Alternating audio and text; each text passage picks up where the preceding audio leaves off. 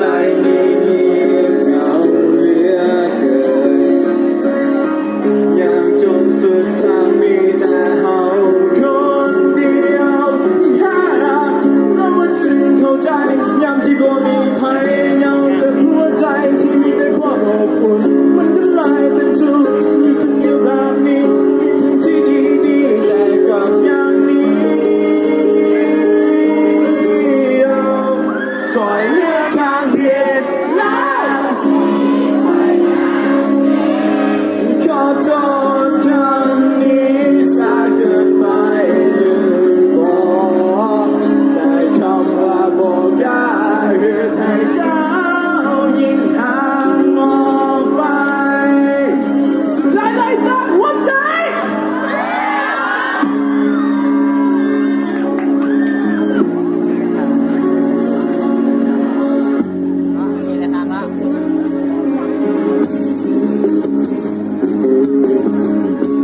ที่เจ้าไปคงจะดีเหลือเกิน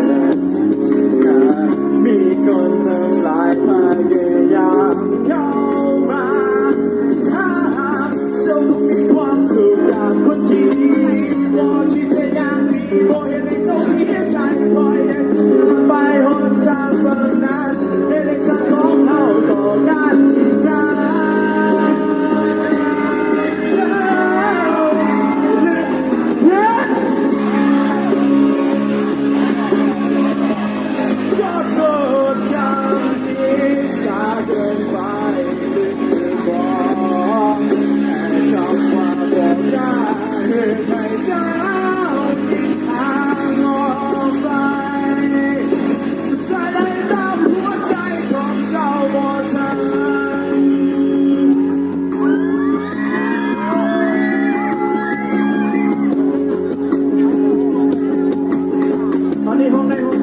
มันยากไหม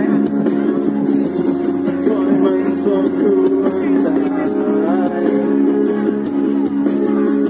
ทำให้จิตใจคนที่หายที่อันนี้สองตัวเองอยากต้องใจจะวันจะยืนก่อนเลยว่าก็บอกกันให้มันมีเฮาอีกครั้งทางเพียงแล้วที่คอยยังมีสาเกินไปหรือเปล่าต้องมาบอกได้ให้เจ้ามีทางบอกไป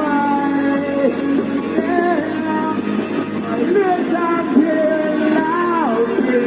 คอยยังมีขอโทษครับเกินไปหรือเปล่าคำว่าบอกว่าเรื่องเจ้ายิ่งห่างออกไป